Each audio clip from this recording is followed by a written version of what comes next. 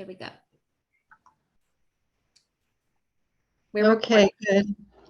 All right, thank you, Heather. So good morning, everybody. Welcome to session 6, which is our last session of the project management training.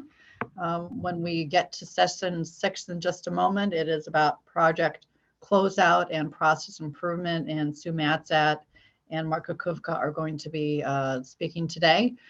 We're going to start out today, though, with a few slides from the end of last session, session 5, and Mark is going to be covering those. And I just want to say thank you all for coming in and having your cameras on today and participating in the series. So, Mark, would you like to get started? Yep, that'll be good.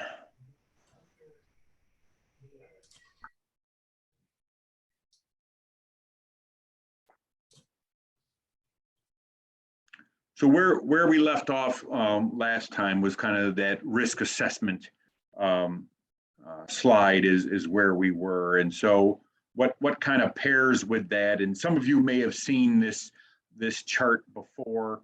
IDP is an integrated project delivery effort. You know, if you're doing more of an IDP kind of design build is kind of what it is versus the typical curve here. But we all know that the design is on a curve, right? We start at pre-design, it peaks with the documents, and then it slowly, diminishes, as we get ourselves through construction. But it's the cost of change, right? I mean, so I've seen this slide many times. So your AE fees are on the right, and your time is on the bottom, and it just emphasizes that we got to work through the project, make as many of those big design decisions as possible, the earlier as possible. As the later you start to make them, the cost for you to make them goes up and up and up. And I've seen, a lot of jobs where, the documents aren't complete, you were forced to, or whatever, you went into construction, and then you're finishing, a lot of requests for information comes in, and you spend a lot of effort. Well, in construction, it costs a lot of money to make those simpler design changes. So the method, the purpose for this is make those design decisions earlier. I think with our software that we have, I think it is helping that. And the more you can cram into the schematic level or the design development level, the more profitable and the better you're going to be. So the next slide is it's making adjustments, right? I mean, so one way or another, you're in a little bit in trouble or a lot in trouble, and you're working your way through that. And I think as project manager, it's your job to take the bull by the horns. We can't do it the way we've always done it. I mean, it just so many times with multidiscipline staff members, sometimes they don't know how to do things differently. So I've been fortunate to work for developers, which those of you who have, I mean, you do drawings just about on the back of a napkin, and put your concrete slab in, put a wall section in, enough to get a building permit, and we'll figure, you figure it out together and design build. But on my government projects that we have, where that is, could be very litigious, you got to dot the I's and cross the T's. But it's being creative. It's thinking of other ways to do this. Is the software getting in my way? I mean, we'd like to do everything in Revit. Well, and I'm just going to tell you, financially, you're in trouble. You may, if you can do it simpler, or simplify Revit, or do something in CAD, and it's going to be faster, quicker, cheaper to help make up some ground, do that. If you could do delegated design. I mean, I'm not a fan of delegated design, but a lot of team members, my stairwells, canopies, obviously your trusses and things like that, those are done and are typically delegated design. But if your team hadn't been geared up for that, that's an option late in the game to say, okay, let's, instead of designing these stairs, let's do delegated design.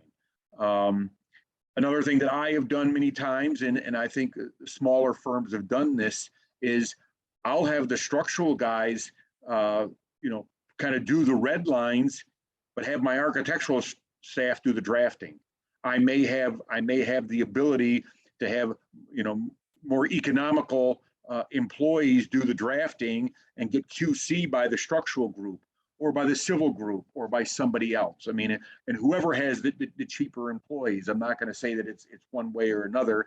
If I have some great interns in civil just knocking it out of the park, have them do some drafting or something. I mean, it's a way to kind of think outside the box on doing that. The last one I have is outsourcing. Now that is probably a decision you're going to make earlier on than when you're in trouble, but as you're evaluating the team and looking at it, ideally we want everybody with LaBella, but as we're looking at it, there could be a piece of this thing that is complex and you're going to be more profitable and be able to control the funds better if you outsource a particular piece on doing that.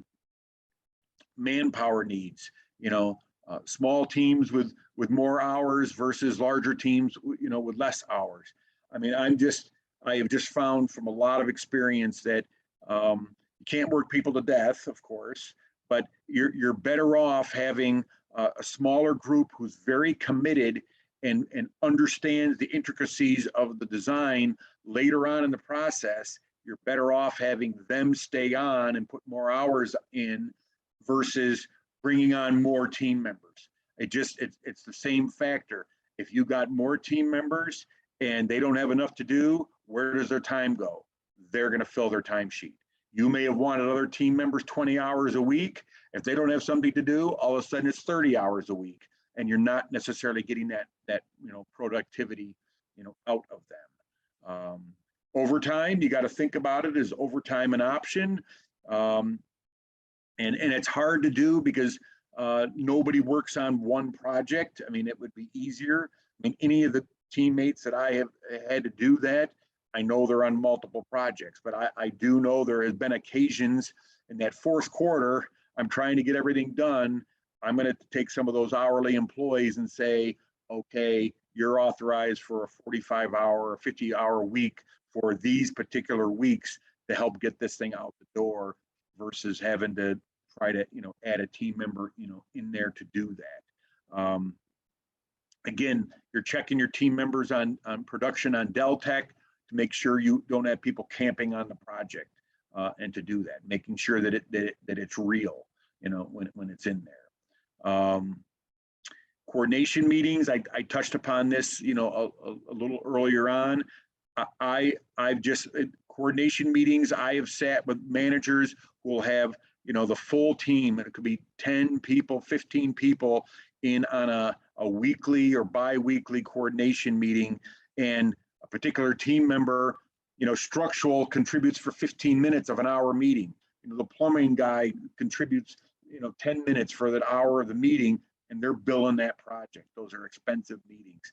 I like to keep those big meetings to very specific, a good agenda, never have a meeting without an agenda, and a nice tight overview, whatever it is, and maybe those are once a month, or even on a bigger project, it could even be in less. Then I do breakout meetings. Then I'm going to go meet with the plumber for a half hour. The project manager or project architect and myself will meet with plumbing, we'll meet with electric. Those are much more productive meetings as we go through the project. And it's your judgment of who's got to be in that meeting, but it's just, I've just seen some younger managers and even some seasoned managers that they just like to manage by committee, and it's not a profitable way to go. People are just going to fill their timesheets with what they're going to do. So, next slide. I'm going to skip the poll question, but the poll question, it's a guilting poll question to say, who bills on a monthly basis? You know, I don't know how, and I know you're out there. There's some managers who do not bill on a monthly basis. I mean, in my world, in the municipal world that I'm in, I almost always have sub-consultants. You're not going to have sub-consultants long or wanting to work with LaBella if we don't pay them on time. I don't know how you don't pay them on time if you're not billing on a monthly basis. And I got guys, you know, I'm yelling at accounting now, you know, in defense of my subcontractors, you know, to do that, to get them paid, because I don't want to lose them as a frustrated, you know, subcontractor.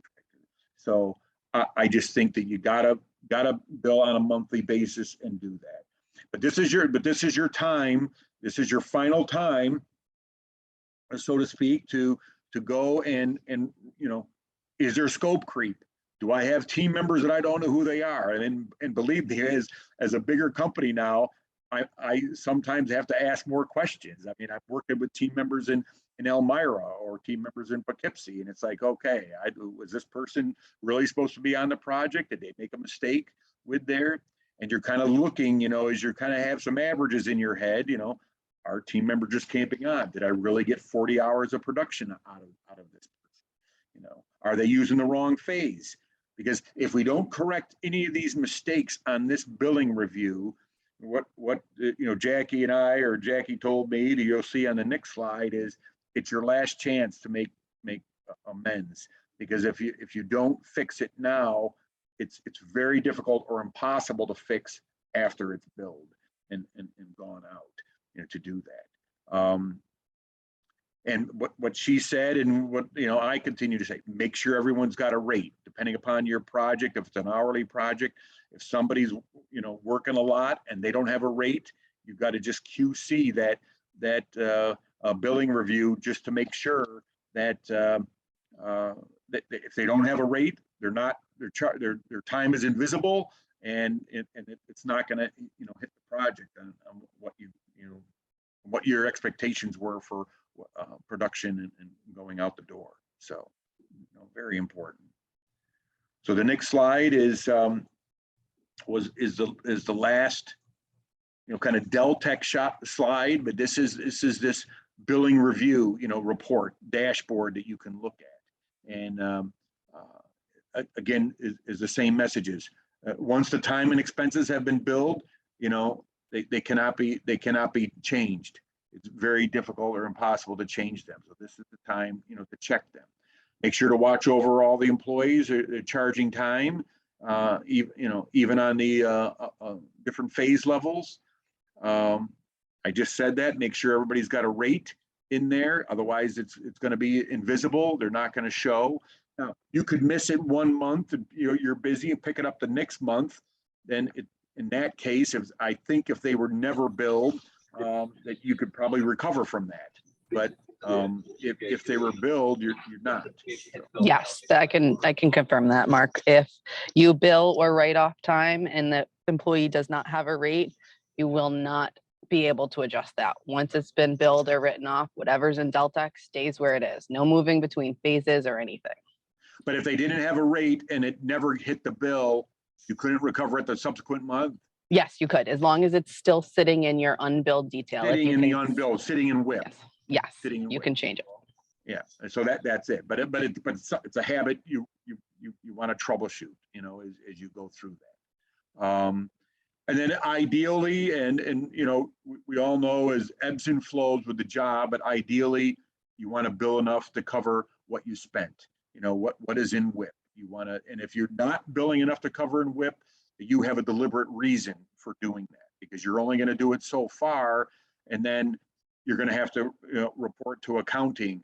And sometimes accounting gives me a call and says, okay, your WIP is getting, you know, you're up to $50,000 in WIP here, 20,000 in WIP here. This is a couple months now, what's going on? You know, and you, again, I strategize. If you got to do it on purpose, then you have to do it on purpose. Because sometimes, let's face it, you're at a milestone billing event, and it's tough to tell team members to stop, right? You're in the midst of design, and it's tough to tell team members to stop. And so many times you might deliberately have a WIP in there, and you say to yourself, yep, I'm going to get it. I got a 3-month CD phase coming up here, construction document phase coming up here, and I'm going to be able to recoup it during the next 3 months. I mean, so you could have good reason. You should have a good reason, for why you're, why you have WIP, unaccounted for, WIP in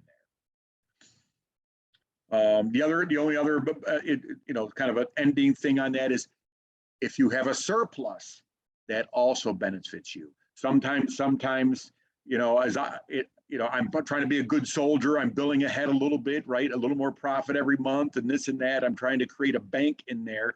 And sometimes you could be in trouble. And I've gone to my biller and said, oh, well, you have a surplus in there that we can utilize, because it's still within the project, and it's not a closed out situation or something else like that. So sometimes, your biller can work with you also to help make the numbers work, so we can avoid a write-off, that bad word. So the last slide here with session 5 is manager reports. Is that, it sooner or later, and I know with us, it's at minimum, it's on a quarterly basis. A lot of times it's on a monthly basis. Is that, your group, your division needs to know how you're doing. They gotta know, because they're balancing staffing, they're balancing schedules. They need to know if overall, if they're in trouble or not in trouble. And so you're the gatekeeper, you're the boots on the ground, you have you're in the best position of knowledge base to provide guidance, to your division or your group.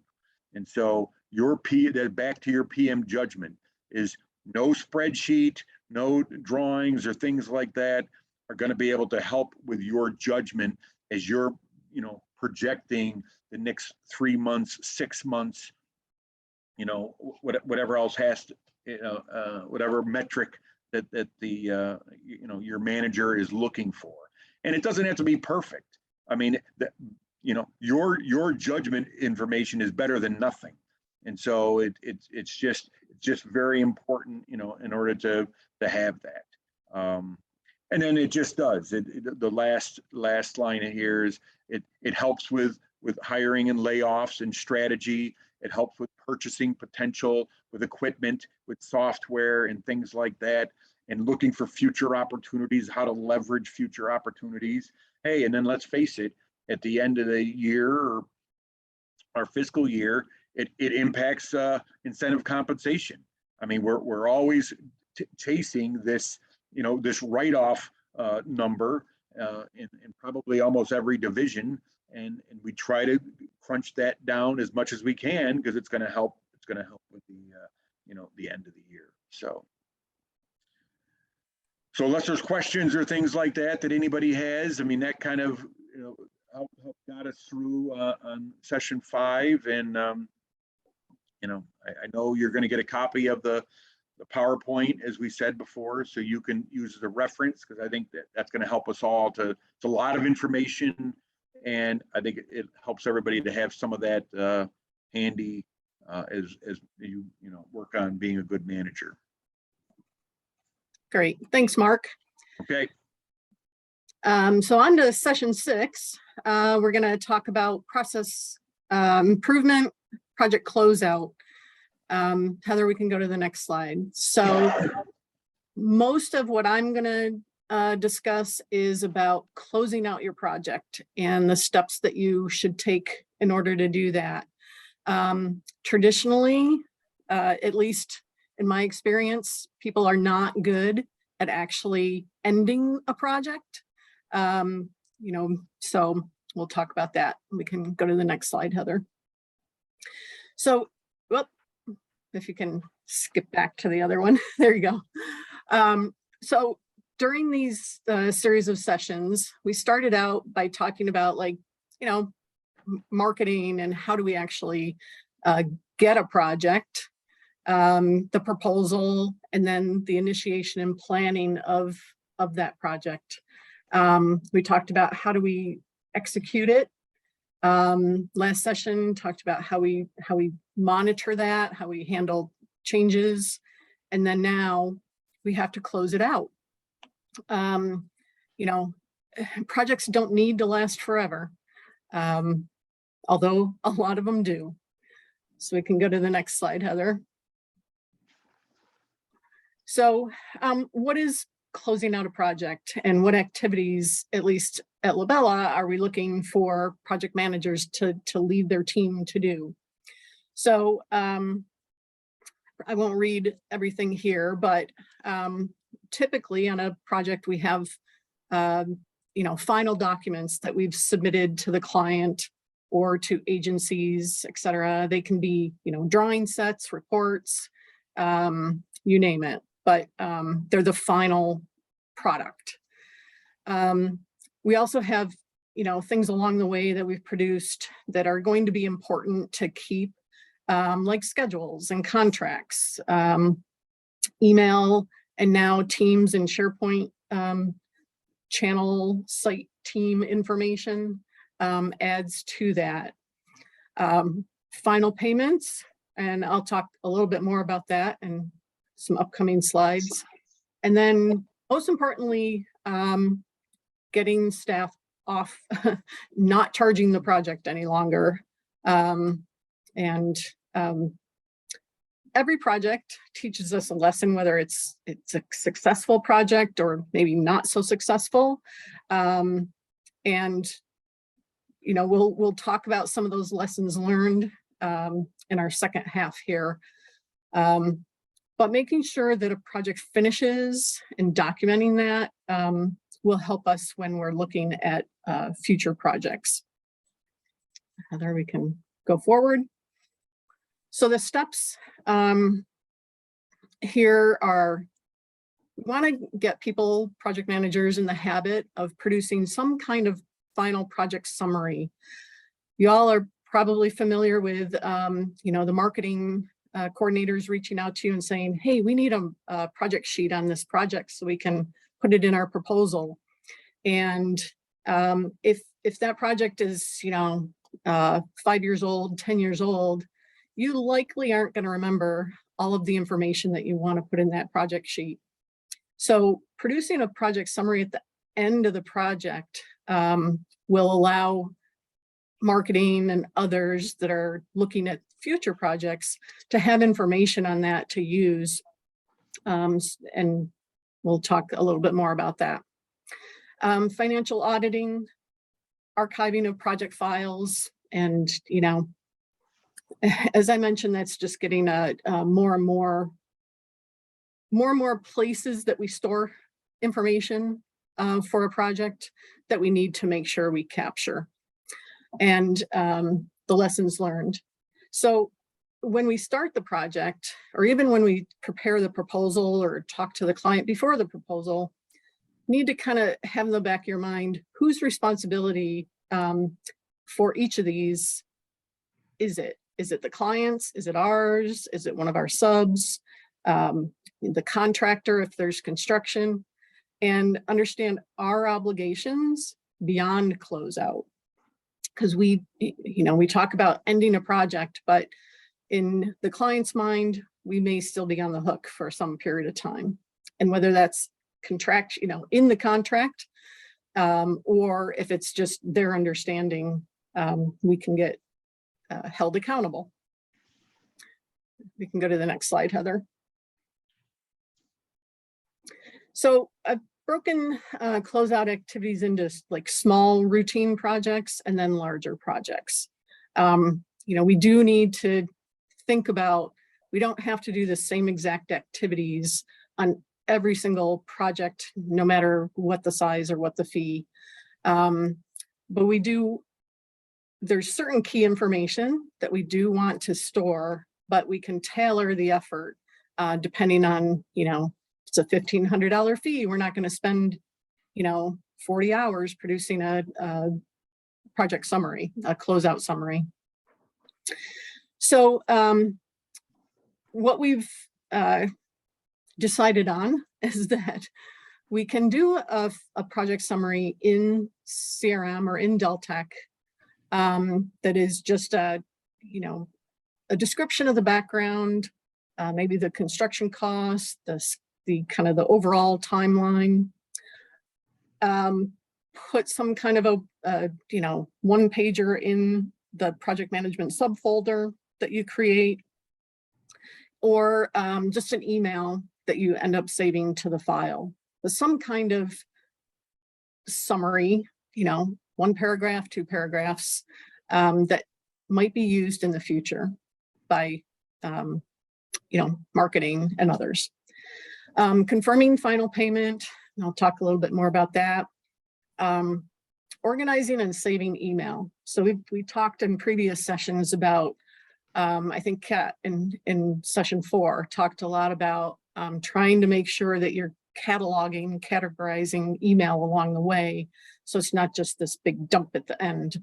And then at this point, you would coordinate with IT if you did or do have a Teams channel or a Teams team, and a SharePoint site to make sure that we're you know, capturing everything that's there.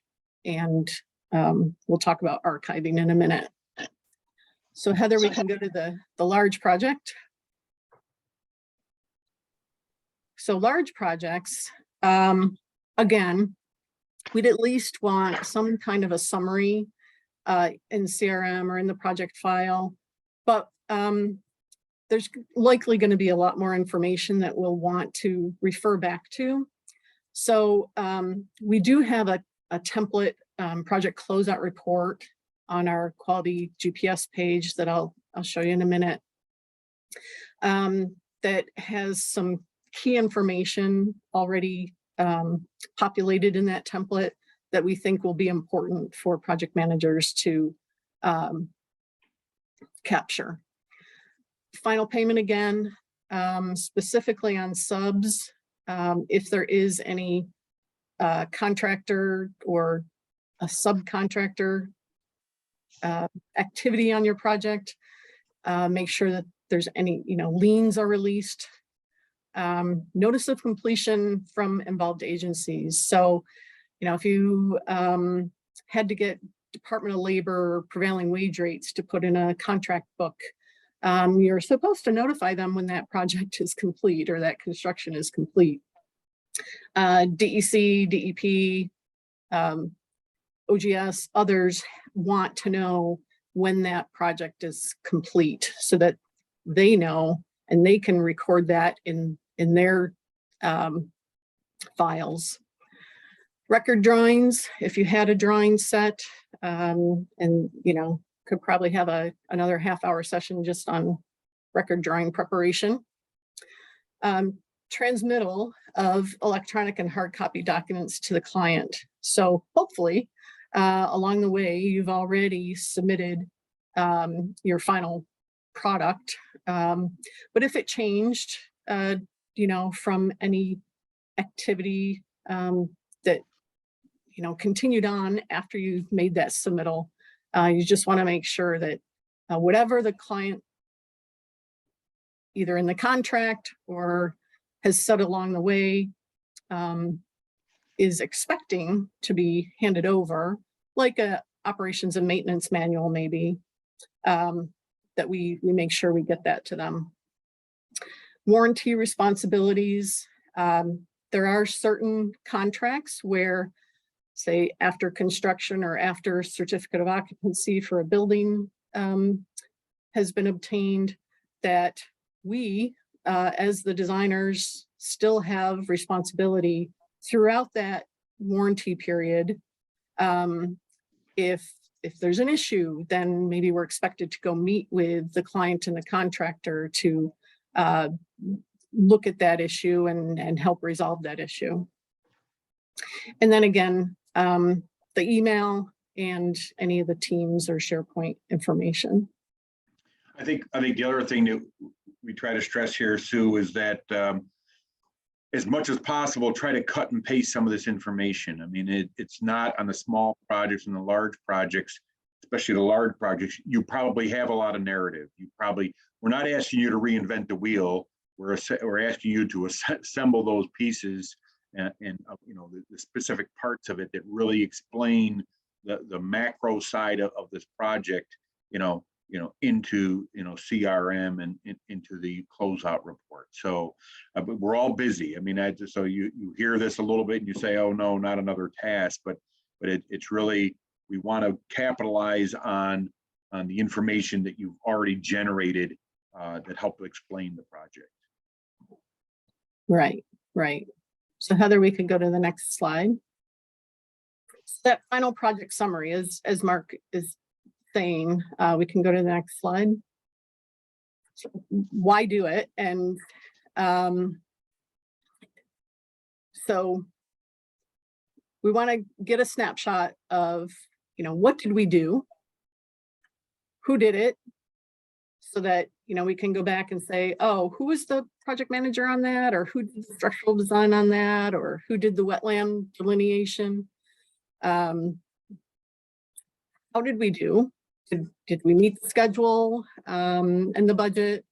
Do we have change orders or, you know, supplementals? And I'll show you, we may or may not be the keepers of construction change order logs, but at least on our side of things, if we can think about, were they changes or supplementals that were based on unforeseen conditions that the owner requested during some period of the project or construction, and then were there errors and omissions, so that obviously we're trying to use this information to help people in their future projects. So the more we can capture, oh, this is what happened, this is how we resolved it. When you go to do this project or this project type again, you can use this information and hopefully it will help you avoid that error or omission or those unforeseen conditions. And then, you know, like I say, what can we do different next time? So if you can document those things, and thank you for the people that did submit some of their lessons learned. Hopefully it kind of brought to you like, oh, this, you know, this information is helpful for me to put down in an email, and it would be great, as we already, I think Chris asked, you know, do we have a document that catalogs this information? And the more we can have that, hopefully the better our projects will be able to move forward. So we can go to the next slide. I've already talked about most of this. You know, Mark and I talk about the 5-year rule, 5-year retrieval. Are you going to remember some of these project details in 5 years after you've probably moved on to 20 new projects? Better to just take, you know, just a quick moment, as Mark mentioned, to jot something down, that construction cost or our fee or both. You know, again, who worked on it, a little bit of the history of that project. And we also use it for project performance evaluation. You know, we really want to work with this client anymore. Look at our last 5 projects have had the same issue come up. Same with a subconsultant. You know, that subconsultant just never finishes the work that they have been assigned, or, you know, tried to charge us double for the work that they were supposed to do. All right, Heather, we can move on to the next one. So I just wanted to show you real quick a couple of examples of that, the different project summary types. So I'm going to share my screen for a moment. And hopefully you can all see this. This is the LaBella intranet quality GPS page. So if you go to operations, quality GPS, this will be the page that shows up. And if you scroll down under tools, you'll see there's a project closure template that you can download. And we'll see if it comes up on the screen or not. I may have to move it. Yeah, you probably can't see that. But trust me, I will show you that in just a minute. So that's where you can find the template. And then if I share again, I will bring you to Tech, hopefully. All right. So this is a project where I just typed in the, so if you go over to the info center projects, then go to search and type in your project number, it will bring you to this page. And then if you choose the background tab, there's a place where you can put in descriptions, and you can put in as many categories of description as you want. This one, I just typed in a general overall description, and what you would do to create that text is click insert,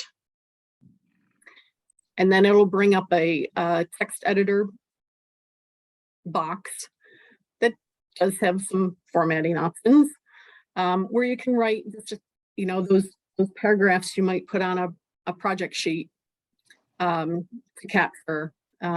Here, put in the construction cost and the project completion date. So very simple, won't take very long at all. And then the large project, I can get you to there. This is a project, Madison County Courthouse, that Mark led. And this was a much bigger project. So Mark actually created a document that I will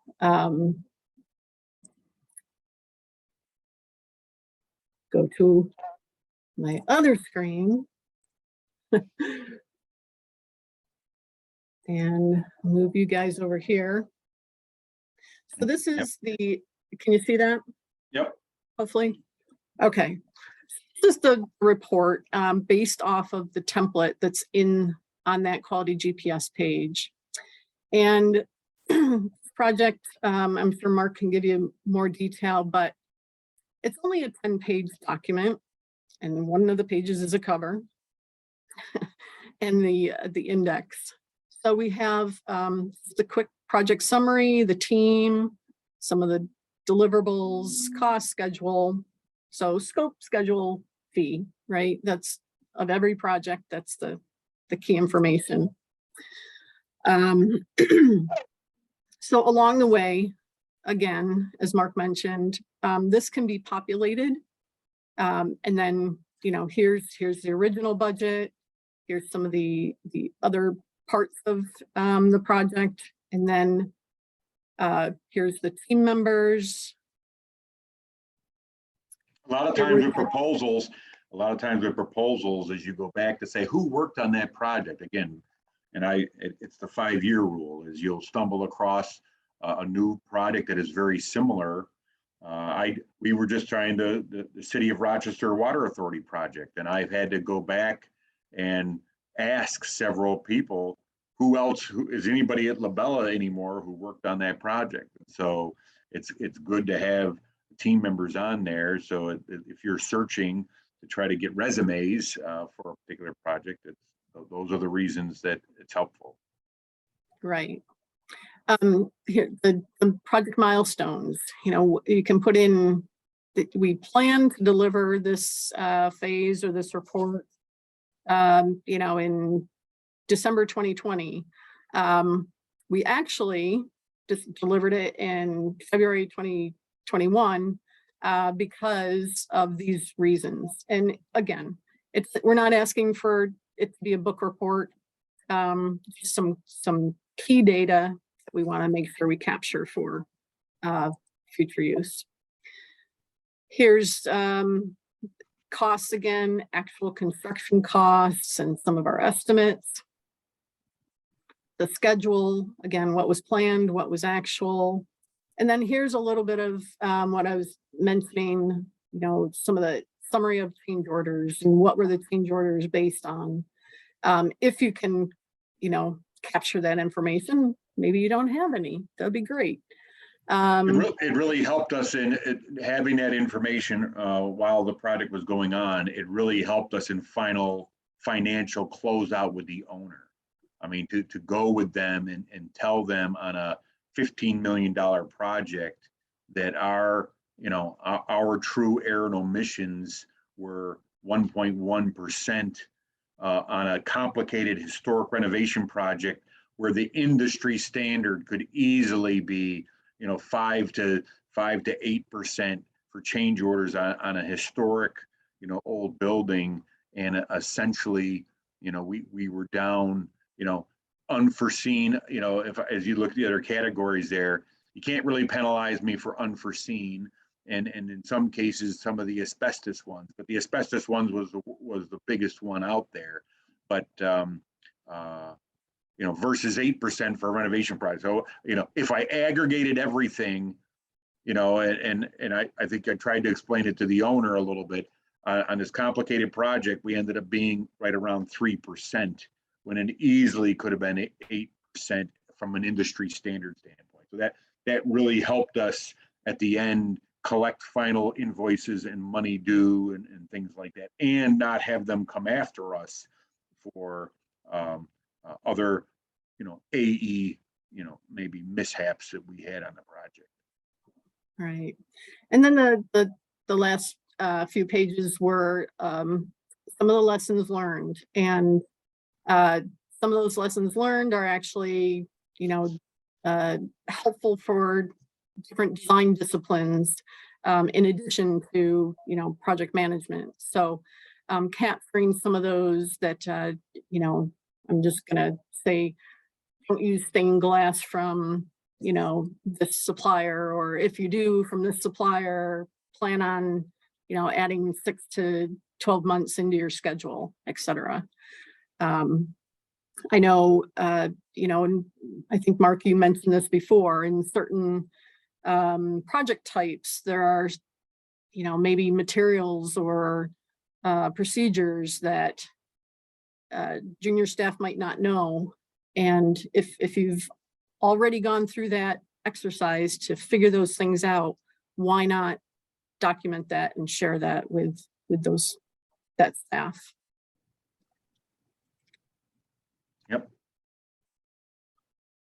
Oh, I see there's a question. Should employees' time for closeout items discussed this far be built into project costs, or should it be going to marketing, business admin? Well, I would say that typically, and Heather, if you want to share again, typically we have not been doing this and closing out projects, and it then gets charged to overhead. If we can build some of this into the project, and again, we're creating all of this information, the project schedules and the project team, hopefully in our kickoff document. So we're just kind of, as Mark mentioned, we can just cut and paste from that kickoff document. So we're not spending a whole lot of extra time. Then, if you can build it into the project and it's under that, as we talked about, maybe adding some percentage for project management, it could go to there. If you have a project that there's no way we can support this effort, I would recommend that it still be done. And I hesitate to say we'd still bill it to overhead, but I would rather have it be done than not done.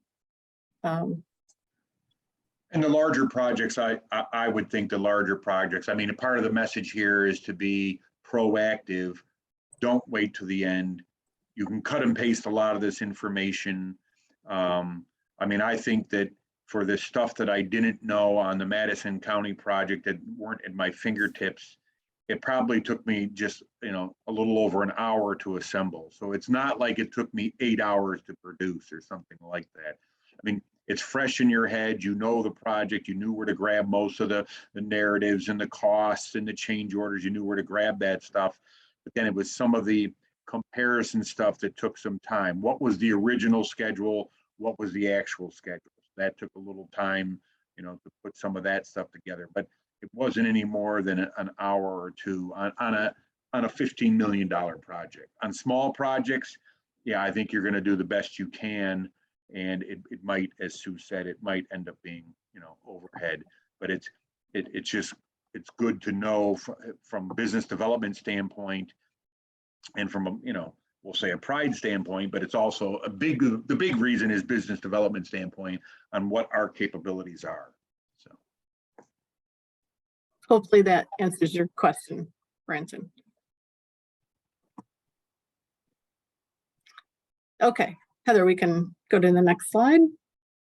So financial auditing, we can go to the next one. There's a lot of words here. I just wanted to give you a recent story, something that I was involved in, and it involves consultant invoices. So there were 2 different projects, same client, about the same vintage time frame. LaBella had received an invoice from a subconsultant that was within their budget. LaBella never billed the client for that. Therefore, we never got paid. Similarly, LaBella billed the other project with that subconsultant invoice included, but the client never paid us for that invoice.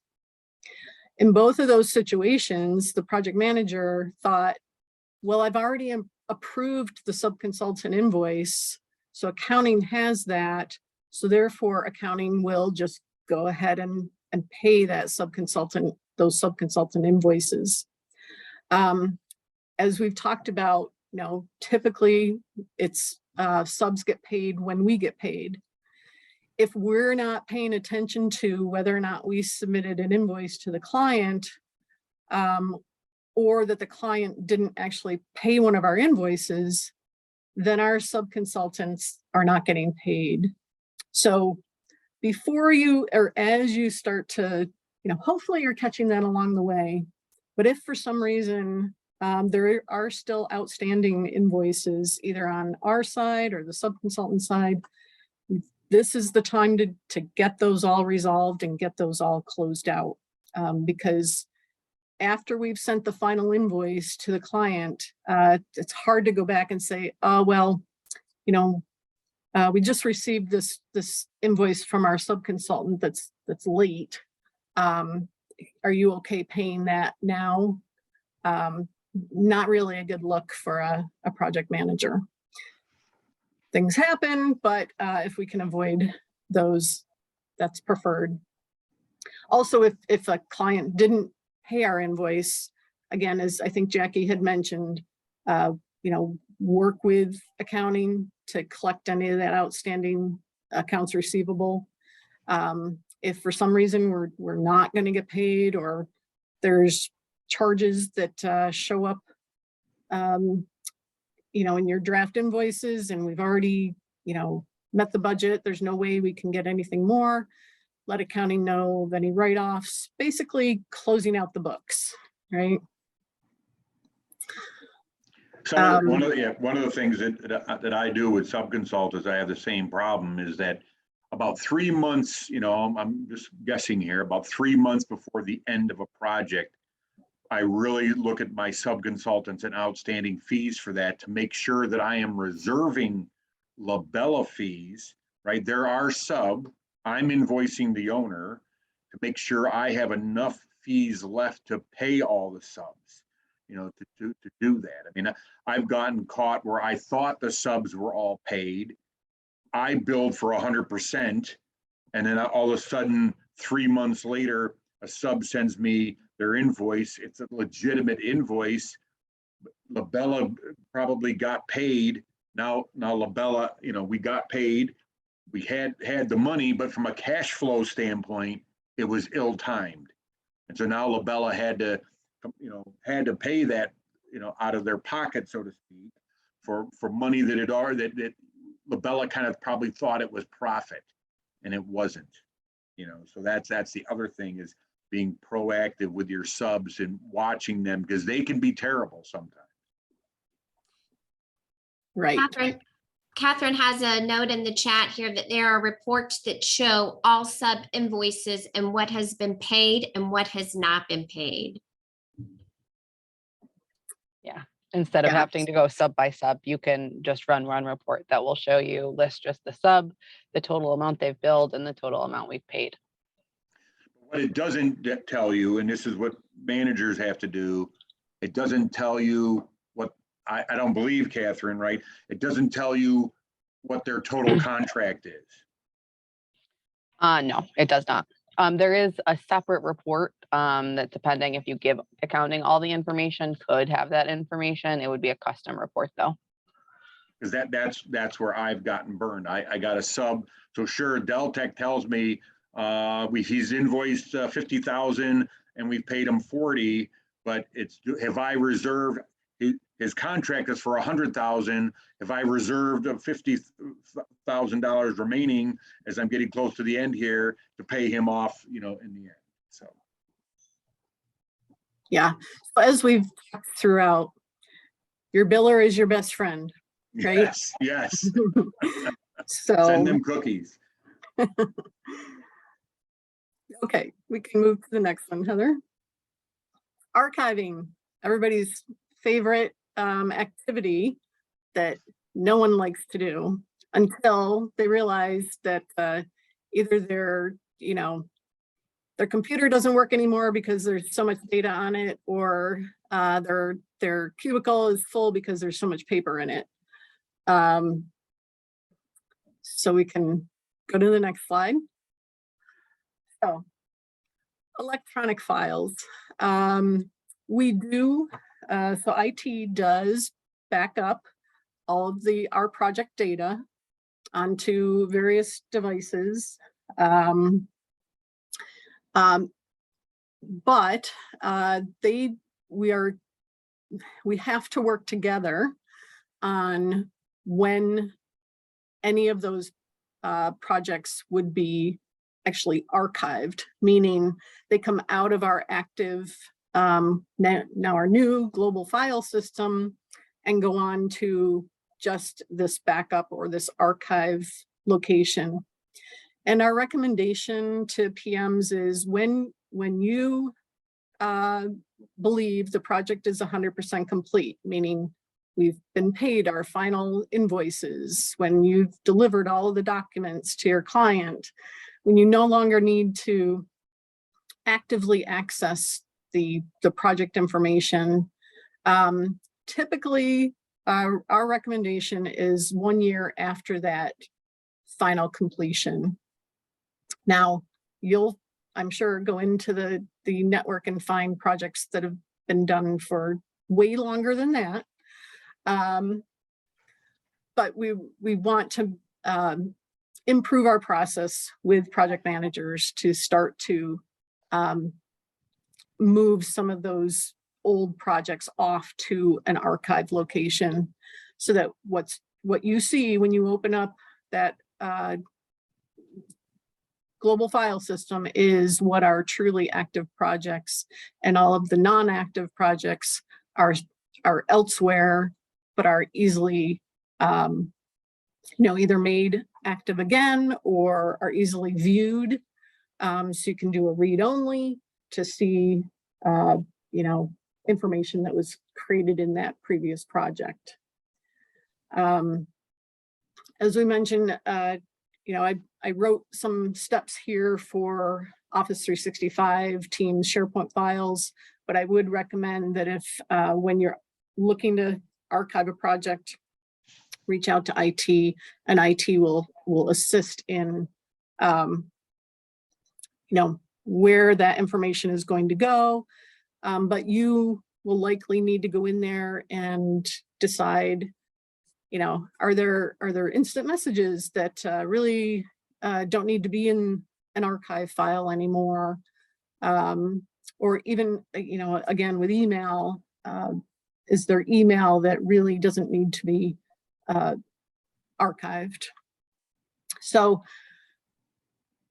just, we're working on better documentation on archiving process, but I think that what I want to get across here is just please know that we're going to archive old projects and try to be proactive, that when you know a project can be archived, to let the IT department know that. We can move on to, I think, paper files. So you may or may not have many paper files anymore, but if you do, we do have various people in the offices that are tasked with helping you actually take those paper files, box them up, categorize them, catalog them in our Access database, and then have them moved off-site and stored for some period of time. So typically that's going to be the office administrator or office manager for a given office location. I know that Amanda in Latham and Alexis and Kathy have been working on some archiving in Gipsy. So Kelly Garino spearheads that for the Rochester office, etc. If you have questions about that, you know, certainly email me and I can direct you to the right person. But we don't necessarily want to save every single piece of paper that's been generated. The key information from a legal perspective is contracts, obviously, our contract, subcontracts, our submissions, you know, anything that was sent out to our client or to an agency, and then obviously the financial documents. You know, if there are paper copies of any of the, I'm going to say like a copy of a supplemental or something that didn't get put into an electronic version. We can go on. And CAD files are their own animal. We do have standards for archiving of those. So some of the things are, you know, binding drawing sets or drawing files, or taking some information out of the file before it's archived. So we do have a spot on our technology design tech subpage that talks about the process for that.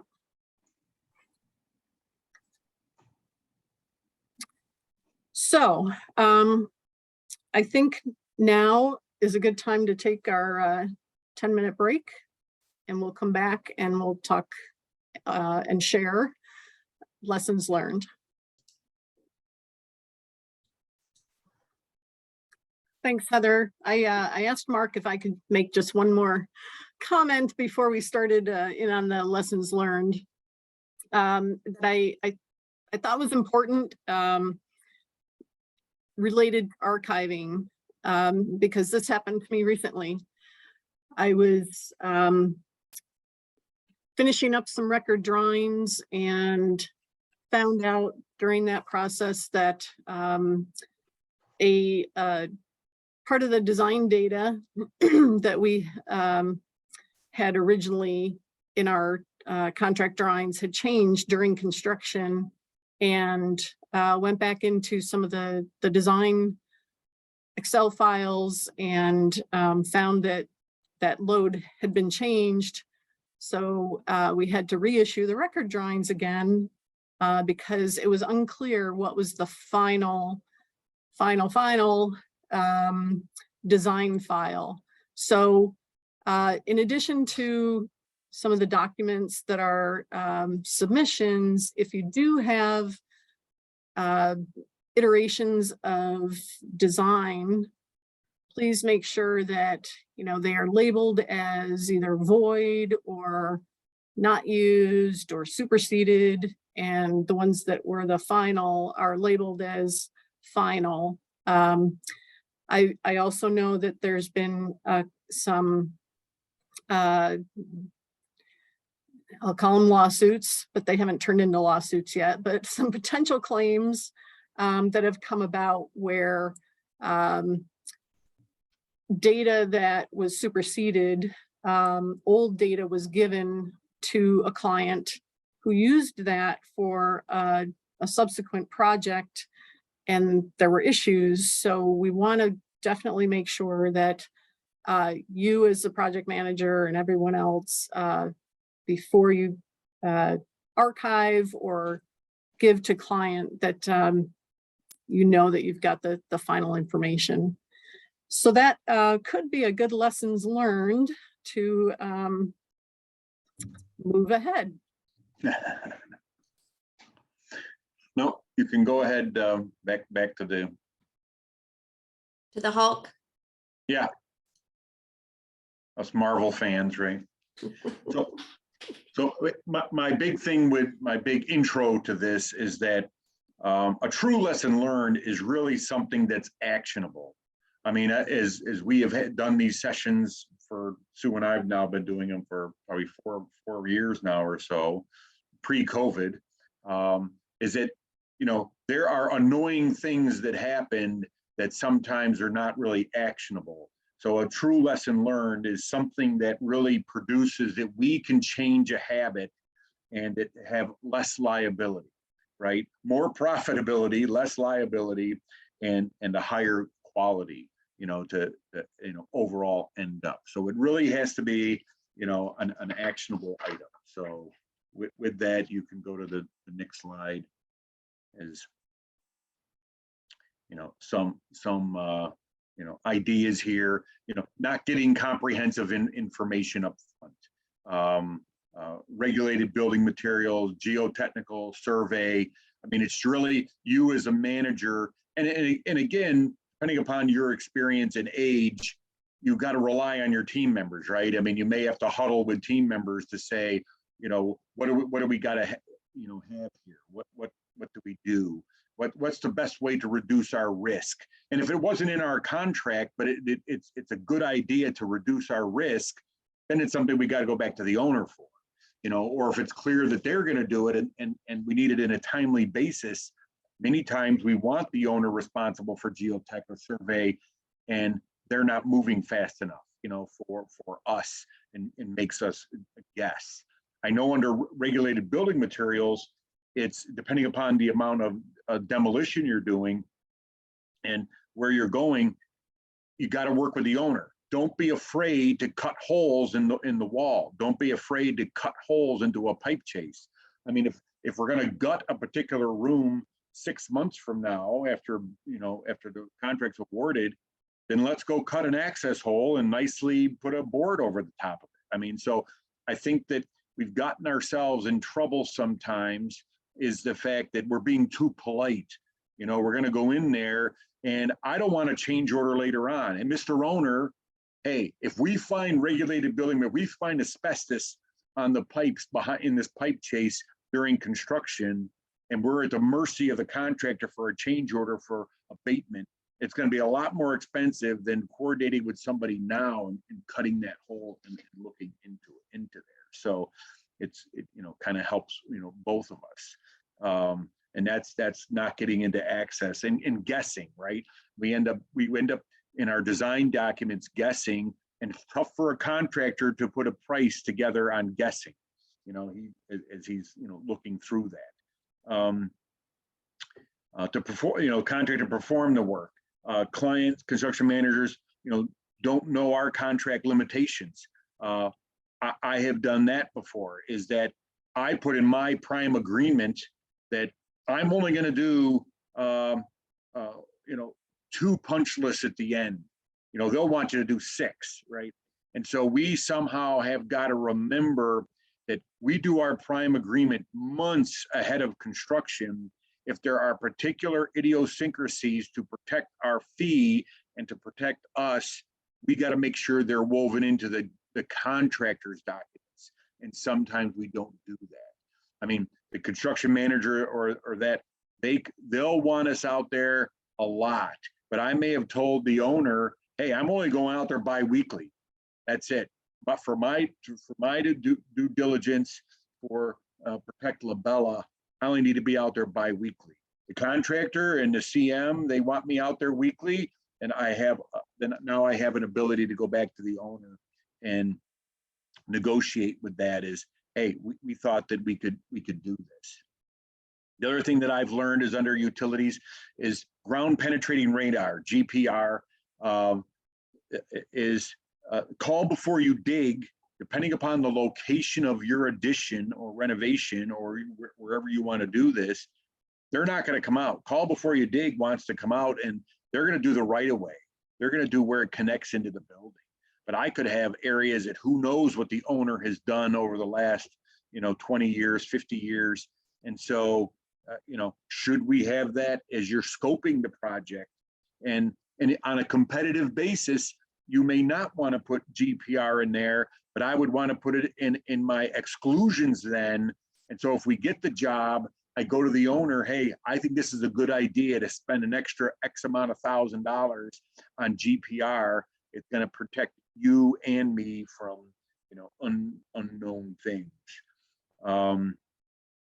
Not keeping the client informed, we assumed, that the client knew about something, and assume is a bad word. We need good communication with them. So the next page, safety, something that has really become paramount, I would say, in the last 10 or 20 years. Years ago in the 90s and stuff like this, we kind of knew, we didn't worry about that. But AE professionals now, we have people in, we're so diverse now. We have people on roofs, we have people in confined spaces, we have people, in tanks, we have things. And so again, I think as we're sending out team members, our project team members, out here to do things, is that we need a refresher. We need a refresher, or to know what is the hazards out there, and making sure that before we're sending people out there, do they know? Have they been trained? Do they have the right harness? Do they have the right equipment to go out there before there? You don't want to cause them or us undue liability because we didn't know, or we're sending people out, very cavalier, to do that, and we gotta, just be, careful when we do that.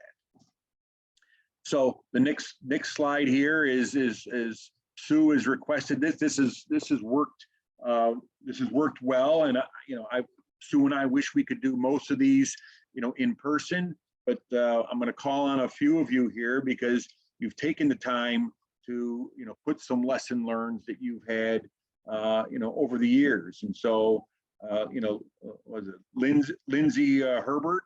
I kind of read through yours. You want to jump in and kind of talk about the your lesson learned there? Yeah, sure. So the lesson I was putting in was basically that there was a project when I was a very new intern, and we never really did a project startup meeting for it. It was just I had a rendering I was supposed to be doing, and I was all excited. It was my first projects, so I thought I'll jump in and I'll do a lot of work on it. I'll be very detailed, spend a lot of time on it. Come to find out, it was just a concept plan. And we had a very fast turnaround. We had a very low budget. And if I had asked the questions in the beginning of, what exactly was asked of me and what they needed me to do, we probably would have saved time, and we definitely would have saved money because we went over budget. Classic example where somebody, and maybe it's a PM, a client manager, or maybe it's your report, they wrote the proposal, They, you know, who knows how big this was? They handed it down to you, and not enough clarification, not enough rules, not enough contract. You're a good employee. You're trying to, you know, do what you can. And it's, you know, what I talked about in lesson 5, you got to know the contract. You got to know the contract up front and ask those questions. So Jeff, is it Malo? Jeff Malo has a lesson learned. Jeff, if you're on.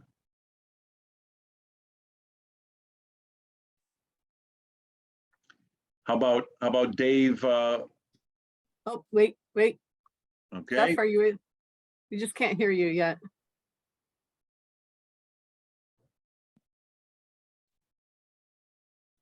Oh, he went back on mute.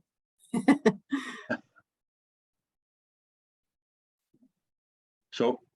Oh, we can't hear you yet.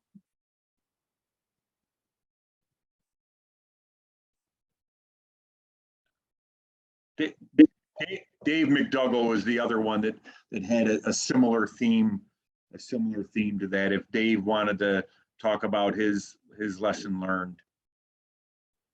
Sure. I'll try to be quick with this one. Sure. So the basic premise is we had seasonals last summer, which we hadn't had before, but they were doing species monitoring for a power line project, and also that part of that was they had to inspect exclusion fencing that was put in to keep turtles from nesting in certain areas where they wanted to construct. And there's another consultant that we're a sub for that oversaw all that fencing being installed. And so our guys came into it late to just start doing the fence inspections. And because I was so busy last spring, we didn't have time to do an initial inspection before we sent the seasonals out there. So when they started inspecting, they just assumed everything was the status quo of what it was supposed to be. About a month later, DEC came out and inspected the fence, and a large area had been left open in one of the fence areas that our guys never called out, because that's how it was when we got the project. So DEC made a big deal about that, and they weren't able to construct in the one area for a month because of that, but they were able to move around to other parts. So it didn't end up impacting the project terribly, but it would have been a lot better situation for us had we done an initial inspection and said, hey, why is there a big hole in this fence when everything was supposed to be enclosed? And so, my lesson learned was even though we're really busy, take the time to do an initial inspection and make sure that stuff was actually installed the way it was supposed to be, initially for the project, and not just make an assumption that our staff would let me know that in this case. But yeah, not assuming. I mean, that's kind of what Jeff's was, is there was a difference of opinion on the amount of safety training that LaBella had versus what the owner was expecting for that. And I guess it was a lot of back and forth with trying to negotiate a reconciled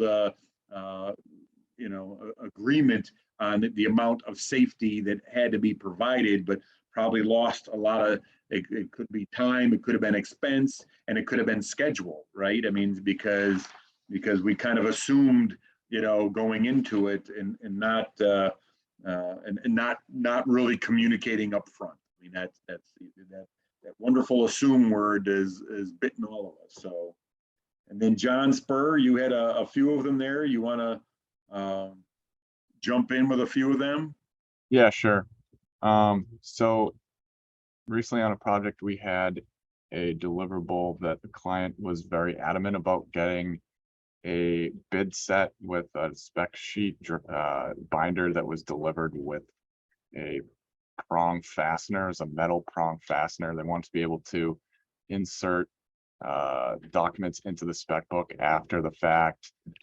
They told me this up front, and I ended up talking to the print house, and they said they couldn't do it. So they're like, can we just do a comb binding instead? And I'm like, that's gonna be a better connection or whatever. I said, yeah, just go forward with it. Ultimately delivered that back to the client. They were pretty unhappy with the binder fastener on the outside. I know it seems pretty silly, but we ended up fixing it within a couple days, after running around to Staples and Amazon, and ended up finding the connection they really wanted. But I think the lesson is sometimes you're going to have problems that are inevitable. So you just got to make sure you fix things in a timely fashion. I think we fixed it in 2 days and got them the better the better fastener that they wanted. And that was able to salvage a negative into a positive there. Also just trying to understand the logic behind why the client might want it that way. You know, had I asked, you know, why do you guys need this so bad? They would have told me that it was because they wanted to be able to kind of dissect the spec book after the fact and reinsert certain documents and stuff. And that would have made sense to me. And I probably wouldn't have compromised that decision or let the print house guide me in a different direction. So it's just kind of understanding your client, the reasons behind why they want certain things the way they do. Good, good. And Cassidy Robinson sounded like you got run through the paces here with the client. You want to touch base on that a little bit? Sure. Can everybody hear me? I can. Okay, great. Sorry, I was having some technical issues with my computer before. Okay. Yeah, so recently we were reached out to by a potential solar client. They're from California. This was going to be their first Pennsylvania solar development project. We came recommended by PADP, so that was pretty exciting, and felt that we should probably try to pursue this opportunity since we're trying to grow our solar market. They had a lot of questions and a very unrealistic deadline. They wanted to have the site built by the end of the year. DEP is just starting to get solar projects in the door for NPDS, and this was a high quality watershed area, so it would be at least a 6-month review process through there. They also were planning to go through land development on their own, which would kind of make for some challenges for coordination, just the back and forth and things of that nature. They asked us for an itemized list of everything we would be doing for the project. So I gave them that, and then they questioned a lot of the numbers and the pricing and wanted to add things and remove things, and really dissected the whole NPDS permitting process pretty thoroughly based on a proposal from another potential contractor that they were going to use. So it was just a lot of back and forth and a pretty big headache for a project that I honestly didn't want to get after I saw the deadline for it. And you know, the client ended up getting my cell phone number and was texting me at like 7 p.m. asking for changes and modifications. I understood because it was a different time zone, but I just don't generally text with clients, especially ones that aren't existing clients. Anyway, so, you know, it got to a certain point that I was getting so aggravated that I kind of just wanted to say, you know what, we are so busy that we really don't need this project, you know, and goodbye.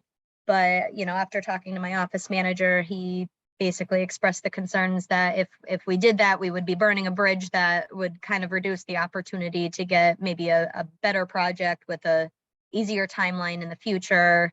Or, you know, if that group got asked by a different solar developer, hey, you know, do you have any recommendations for somebody in Pennsylvania? We would lose that opportunity. So I ended up finishing up the proposal. We did a pretty high cost proposal and ultimately didn't get the job, which I wasn't upset about, but the client was super grateful for everything we did and all the questions that we answered, and sounded like they'll probably reach out to us in the future for development. So hopefully the next one will be a little smoother, but that's my experience. Yep. So Jeff, we got the technical difficulty resolved. You want to jump in?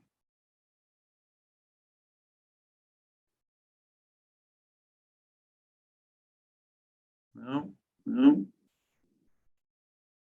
There's Jeff. I see Jeff. Can I hear Jeff?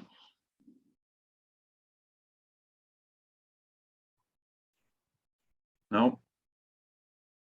Can't hear you.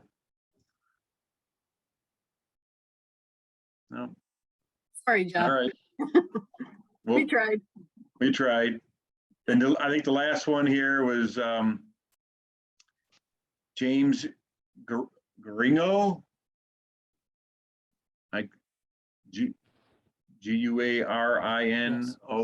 Yep. James. Guarino. Okay. Yeah. I thought yours was good. If you want to summarize that.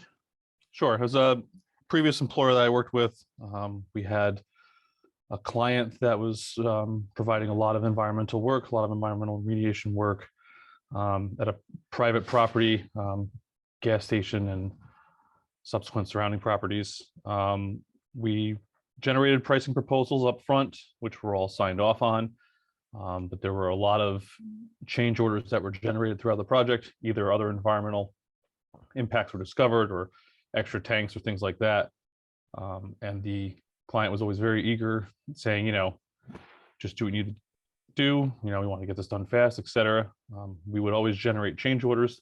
They would always sign them. But then when it came time for invoicing and paying, they were always questioning and tearing apart invoices, and payment became very difficult despite having all of the appropriate pricing quotes and change orders signed and etc.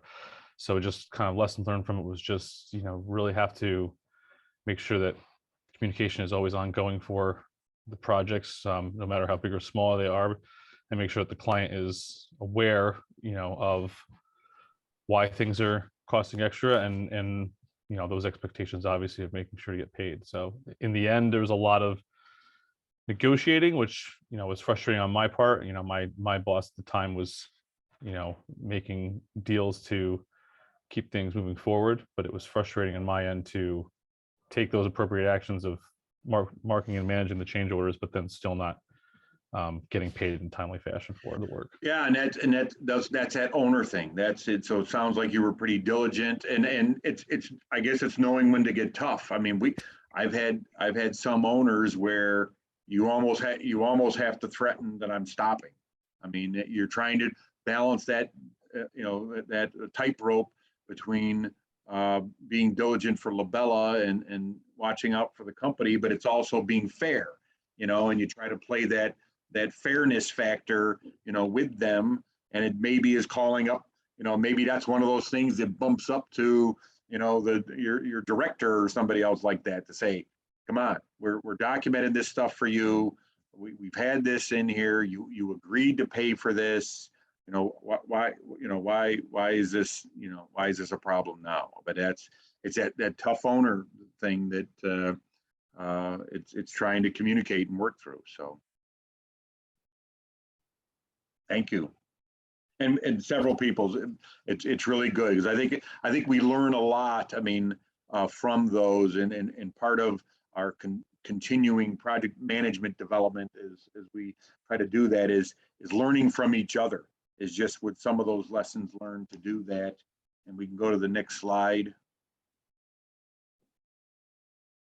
Is the key thing is I think is communicate, with the owners on that. And I think that the postmortems, a lot of my best education happened in that 11-month walkthrough. You had a good relationship with them. Some of my contracts require an 11-month walkthrough to do that.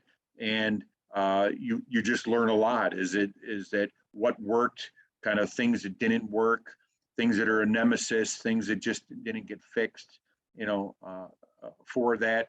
And the things, again, actionable items that we can go and communicate to others to try to, do a better job in the future.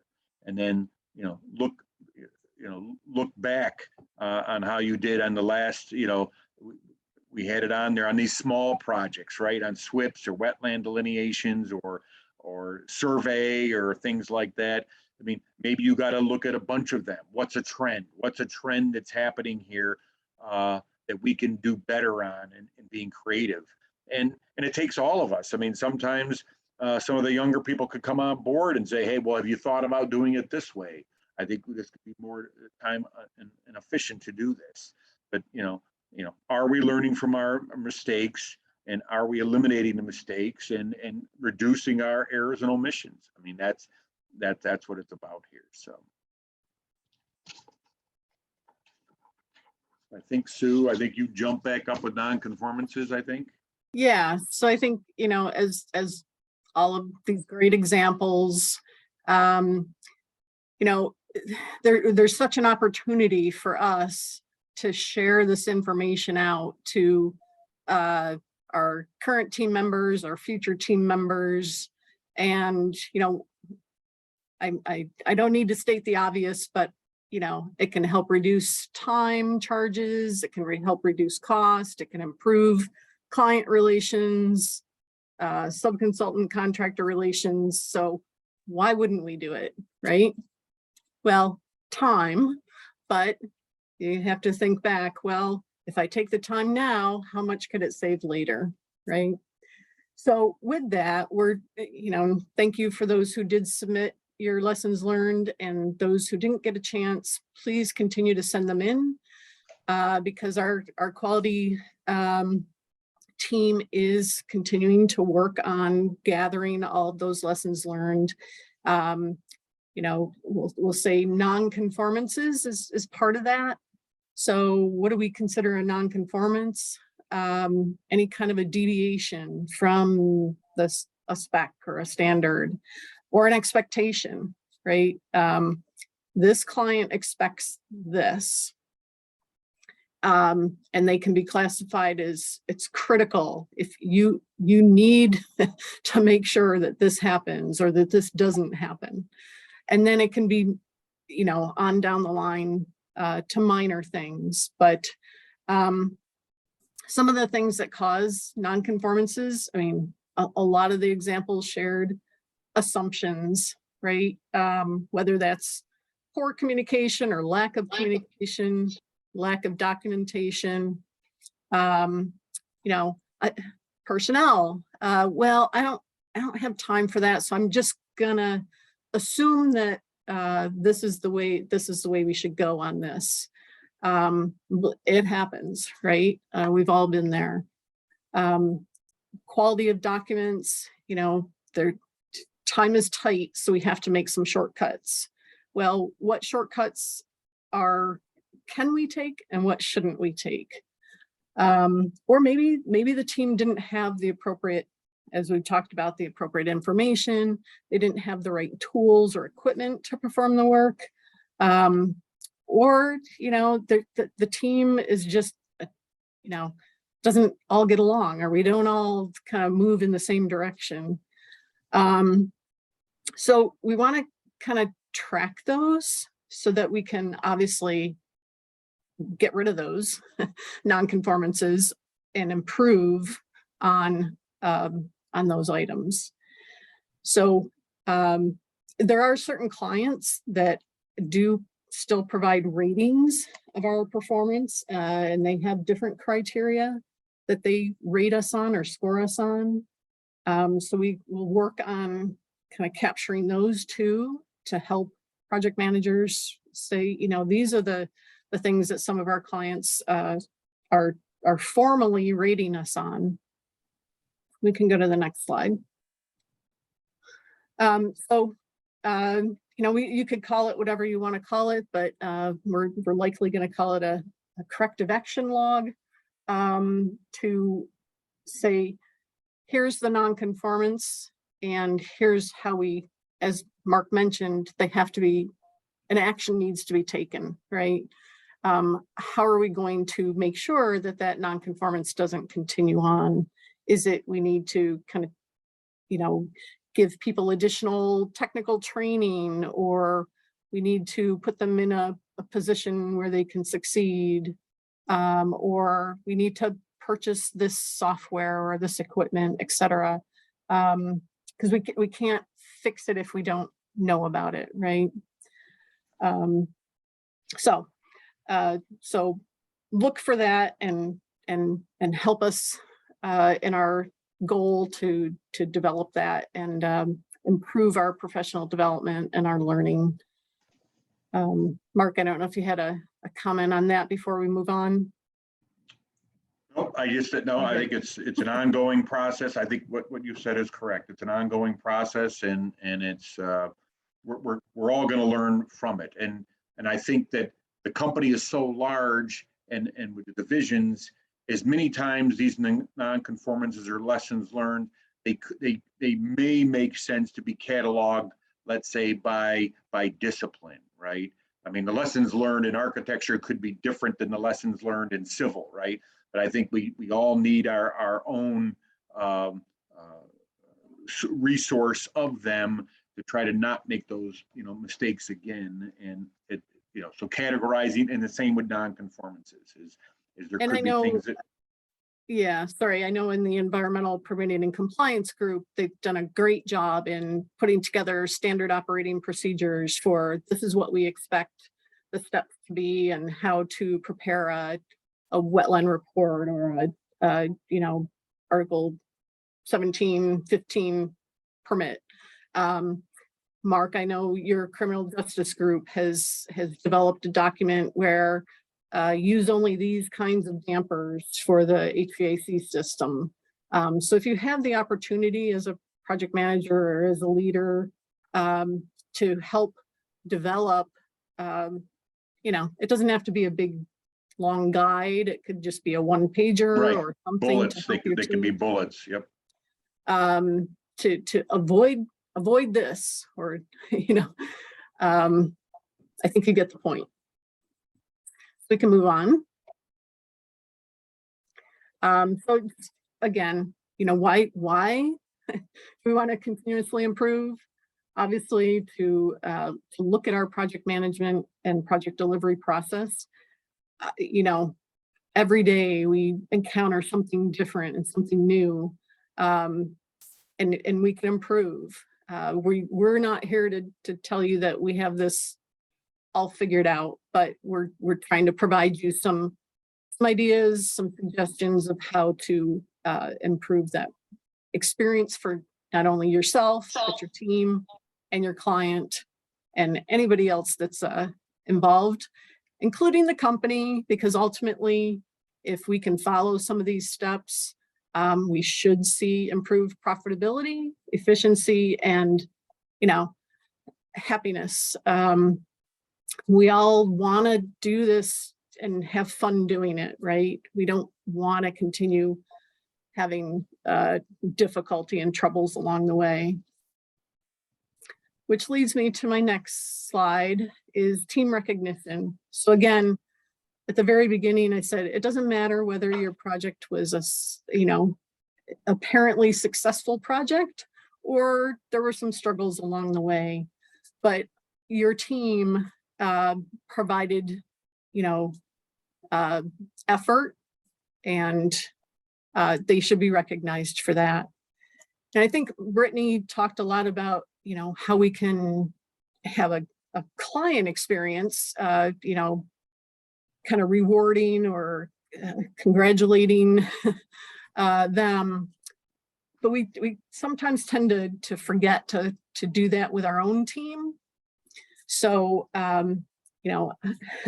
probably your division directors and executive management would not like me right now, but it doesn't really matter if, you spend for a happy hour, take everybody to a happy hour, or get them take them out to lunch or take them to the ball game or something. But it's important, I think, as a project manager to do something to recognize your team, show appreciation for their efforts, whether, you struggled with them along the way or not, then learn how to work better together the next time.